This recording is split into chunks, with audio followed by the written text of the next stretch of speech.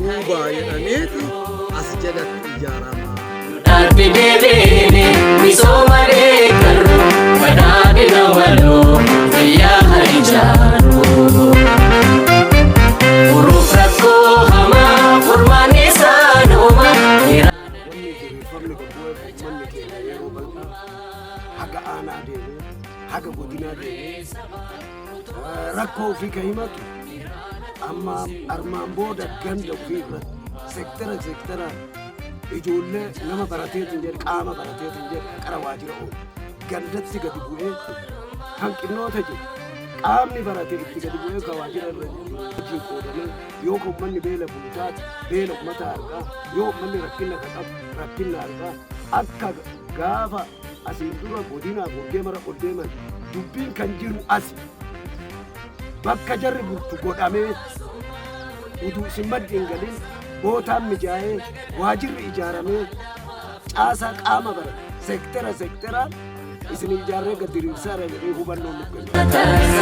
Wallooma jabeessa namni waliif gorsaa. Harki waajjira ofiitiin ta'a.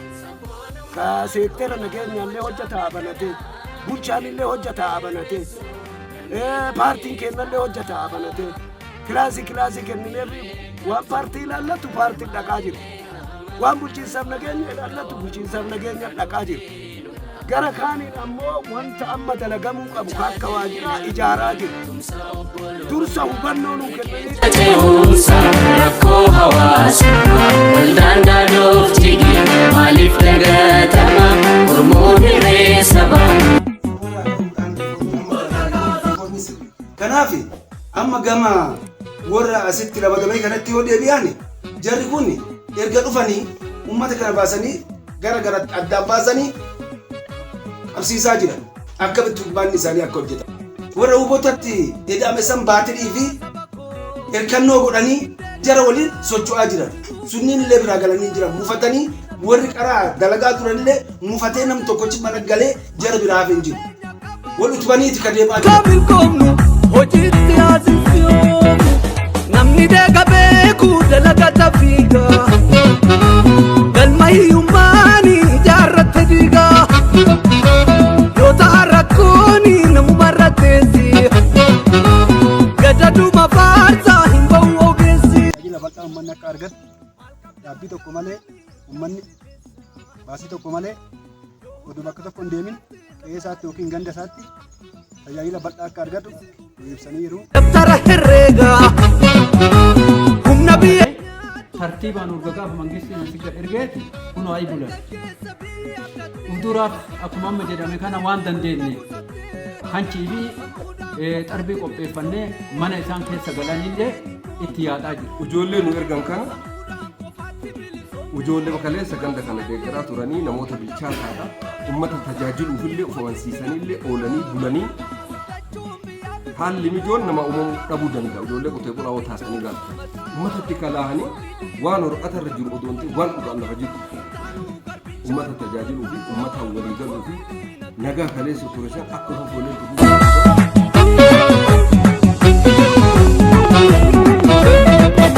namichi fayyaa qabu jijjiirama isaan nafu rakkoo hujuma baasaa hojiitti wal kakaasaa.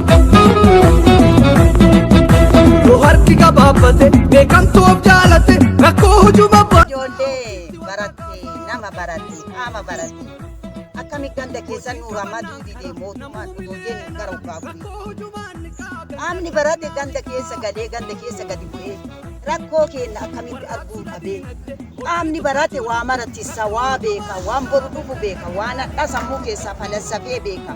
Akkamiin nu galchuu qaban jedhee gaafadheera nu gaafu. Wanti mootummaan xiyyeeffate ganda kan sun taane shaashee ka dhufu wacii baasee yookaan dhimma xiqqoof nama himachuu dhufu asitti guyyaa isaa dhumatti dhufu dhimmi isaa raawwataminiif yookiin immoo nama sanuu kan guyyaa isaa argachuu hin dandeenye yeroo gabaabaa keessatti sa'aatii gabaabaa keessatti ifaajeen uummata keenya akka hojii irra ooluuf wanni akkana mootummaan argatu namni biraatu ilaalcha kana argatu nama sarara bisaa ta'u. Mootummaan gadhiise.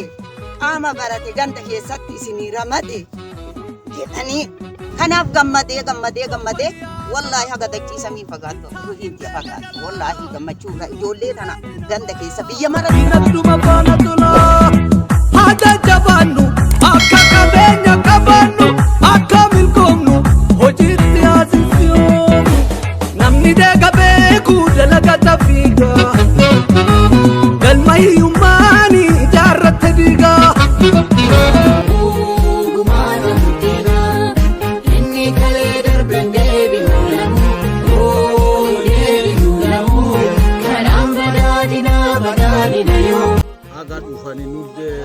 illee misooma babal'inaa bakka rakkoon jiru rakkoo hinnaa akka qaraa namni aanaa dhaqee dunyaa ofii baasee mannaa ofiitiif hawaaquu qamellee mannaa ofiitiif akka hin deemne asitti akka fixatu. Kanaaf galatoomaa jennee nullee jaalannee caasaan duraa yuubaa jedhaniiti as jalatti ijaaramaa. Warra yuubaa jedhanii as jalatti ijaaramaa. Hidhataan akka hidhataatitti bakka jira. Kuuwwan caasaan gara Efsooniin illee akkuma qara hojjattuun achi jirti. Achi jirti. Hooggansa ilmaan abbaa gadaatini. Biyyiin guddataa tumsa mataatini. Biyyiin guddataa tumsa mataatini.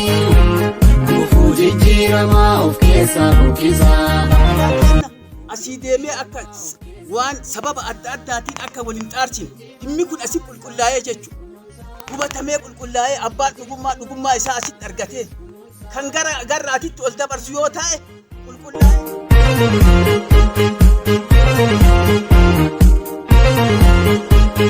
Tumsi furtuu jireenyaa, tumsi abdii eegee, tumsi